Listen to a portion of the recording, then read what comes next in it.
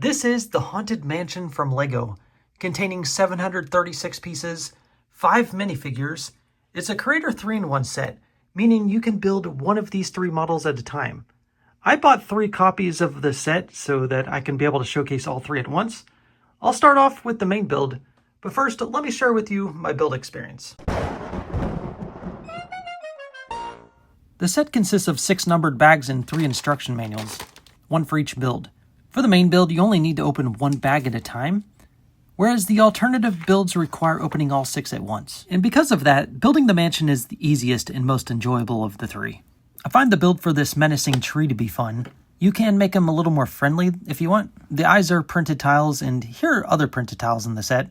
There are 2 pictures, one of which is a portrait of the included vampire, while the other one represents this haunted mansion. These gate pieces are usually found in black. In this case, they are reddish brown to give them a rusted look. The set has 20 different part designs in sand green, which is the primary color of all 3 builds. This is a 9+ set, so there's nothing really complicated with the builds.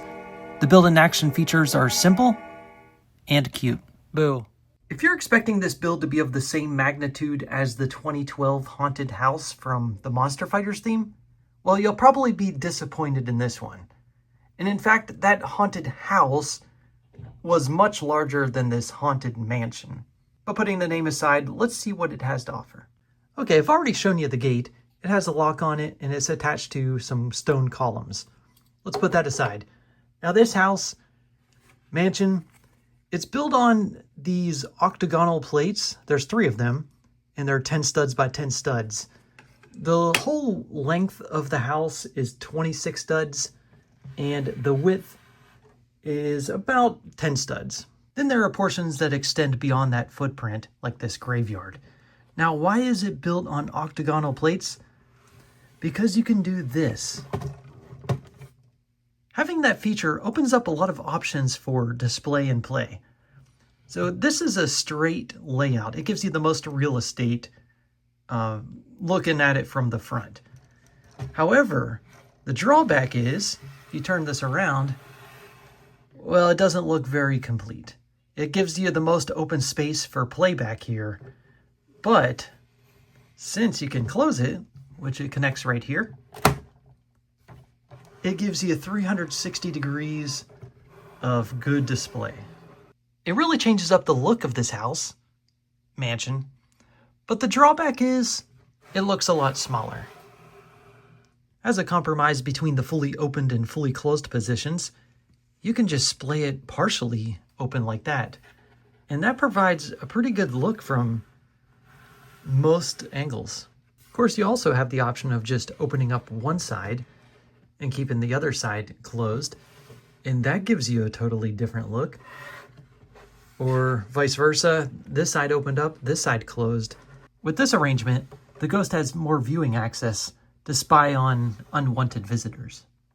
I was able to move the ghost around with this knob. Down below his window is this monstrous tree.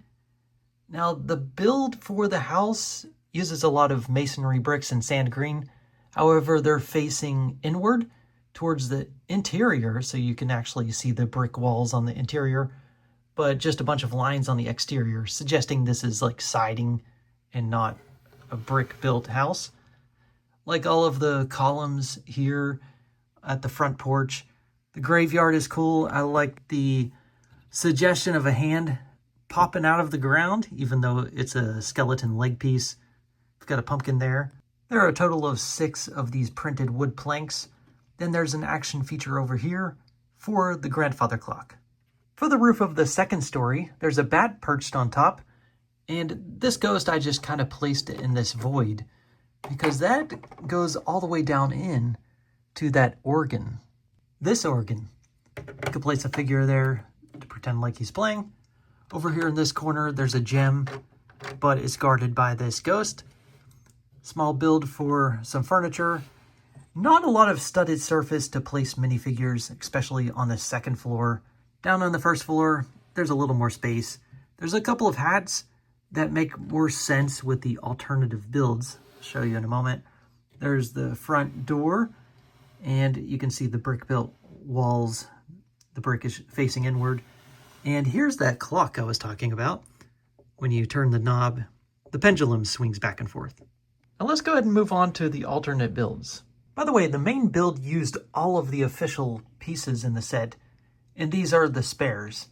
Whereas this alternative ship build left you with all of these extra pieces. This ghostly ship, you can either view it as floating along in the sea or flying around in the air. Has enough space to fit all figures. You can even attach them to these gate pieces. The gate pieces are reused here as tethered sails. The bat's still perched on top. That splat gear that was used for the mechanism for revealing the ghost in the window, it's now being used to steer the ship. This floor is made so it's easily removable, and once removed, you can get access to the captain's quarters.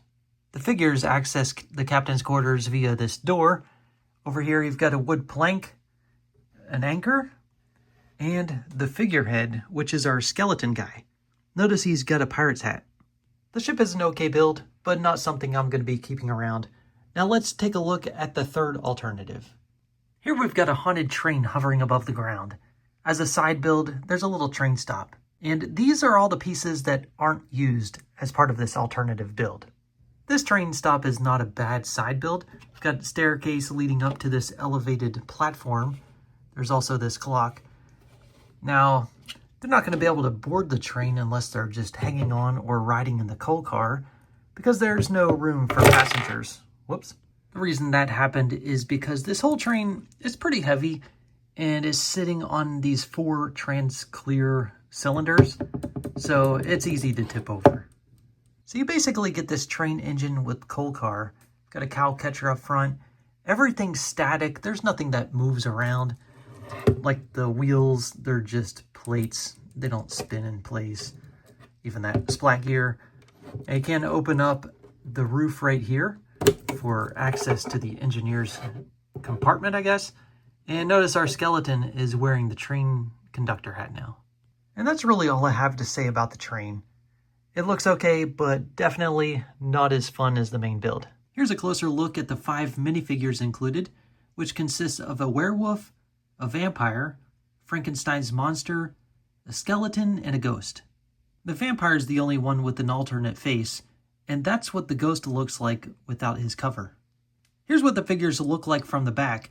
Too bad the werewolf didn't get a tail like the one in CMF Series 14. This is the one I'm talking about. CMF Series 14 had a werewolf, Frankenstein's monster, and even a vampire. This skeleton design is very common, but the other 4 figures are nice additions to the Lego Spooky Collection. I don't know, I made that up. This appears to be a new design for the mold of the ghost. Correct me if I'm wrong, but this is the first time I'm seeing this new piece. It goes all the way down to the ground, whereas the old design did not. It stopped short of his feet. Also feels a little bit different, like a little bit softer and plastic. This ghost mold, just like the previous one, glows in the dark just the same. It's always fun to have a glow-in-the-dark ghost. Too bad there aren't any other glow-in-the-dark pieces included. I feel like that was a missed opportunity for the ghost's eyes, as well as the tree's eyes. At this time, I'm going to give you my final thoughts of this set, the pros and cons. I'm going to start with the pros. Yay, a haunted house. Mansion. This is such a great theme to have in the Creator 3-in-1 line. The 5 figures included are great. The skeleton's pretty normal, but the other 4 are exceptional. There's no stickers in this set. Everything is printed. They're simple builds for the most part. It's a 9+ set, but it's effective and things look spooky. I really like the ghost in the window and that monster tree. It's an awesome play set and it looks good on display. The option to reconfigure the mansion by simply hinging it in different ways gives it a lot more value in display, especially being able to fully close up the backside. And of course, this is Lego, so you could rebuild these into anything you want, anything that you can imagine. And in fact, one of the reasons I bought 3 sets, aside from being able to show all 3 at once, was that I planned on making a 3 times haunted mansion. Okay, now let's discuss the cons. This is a bit small. However, that's fine. if the price is right. Now, usually for these Creator 3-in-1 sets, we used to get really good value for it. Really good value for them. And this one is an exception. Maybe it's the figures that are driving up the cost, but it's $90 US, and I feel like that's overpriced for what we're getting. It's a really great set otherwise. My only other con would be the depth, the lack of depth of the interior. Just not as much posing area as I would prefer, but that's kind of a compromise with having this option. So essentially, being able to close it, I think, adds more value to me than having more interior space. Well, that's it for this video. What do you think about this set? Let me know in the comments, and thanks for watching.